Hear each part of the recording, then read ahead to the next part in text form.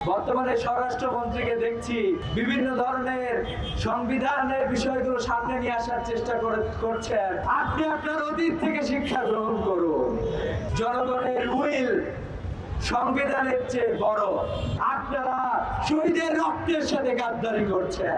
2026 সালে যে নির্বাচন হয়েছে সে নির্বাচনে বাংলাদেশের 69% মানুষ জুলাই সনদের 84টি সংশোধনী প্রস্তাবের উপরে, সংস্কার প্রস্তাবের উপরে জনগণের রায় প্রদান করেছে। কিন্তু আমরা দেখতে পাচ্ছি বর্তমান সরকার সেই রায়কে বৃদ্ধাঙ্গুলি দেখানোর চেষ্টা করেছে।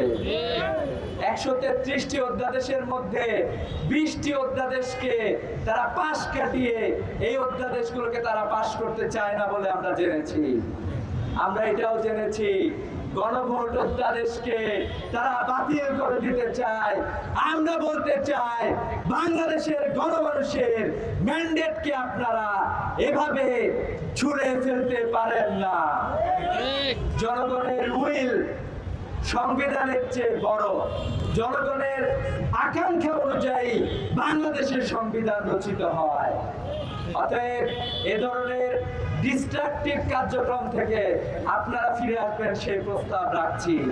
আমরা আরো দেখতে পাচ্ছি গুম প্রতিরোধ যোদ্ধাদেশ ছিল সেটিও বাতিল করার চক্রান্ত চলছে। মানবাধিকার যোদ্ধাদেশ ছিল সেটিও বাতিল করার চক্রান্ত চলছে। আমরা বলতে চাই আপনারা শহীদের রক্তের সাথে গাদ্দারি করছেন। আপনাদের কর্মী ইলিয়াস আলীকে খুন করা হয়েছিল, তার রক্তের সাথে আপনারা গাদ্দারি করছেন। বর্তমানে স্বরাষ্ট্রমন্ত্রীকে দেখছি উনি খুবই বিভিন্ন ধরনের সংবিধানের বিষয়গুলো সামনে নিয়ে আসার চেষ্টা করছেন, অধ্যাদেশগুলো বাতিল করার চেষ্টা করছেন। আমরা বলতে চাই আপনি আপনার অতীত থেকে শিক্ষা গ্রহণ করুন।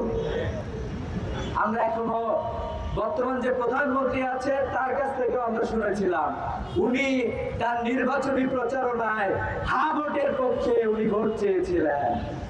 কিন্তু আজকে আমরা একটি মুনাফিকে দেখতে পাচ্ছি হ্যাঁ ভোটের পক্ষে উনি ক্যাম্পেইন চালাইলেন, কিন্তু তার দল অবস্থান গ্রহণ করেছে না ভোটের পক্ষে। অর্থাৎ জুলাই সনদ তারা বাস্তবায়ন করতে চায় না। প্রধানমন্ত্রী এখন তার মুখ দিয়ে কোনো কিছু বলেন নাই। আমরা এটা বিশ্বাস করতে চাই যে স্বরাষ্ট্রমন্ত্রী তার জায়গা থেকে কথা বলেছে।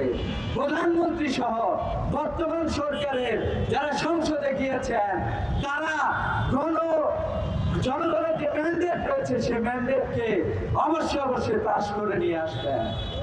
আপনারা এটা করতে বাধ্য থাকবেন।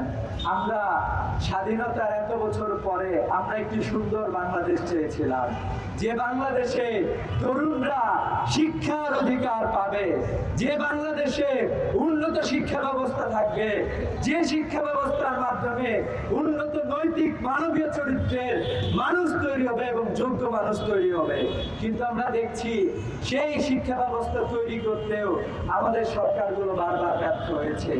স্বাধীনতার এত বছর পরে ইসলামী ছাত্র শিবিরের পক্ষ থেকে আমরা একটি সুন্দর শিক্ষা ব্যবস্থা, একটি সুন্দর শিক্ষানীতি প্রণয়ন হোক এই প্রত্যাশা আমরা রাখছি। দেশে দেশে সবার সাথে দ্য নিউজ।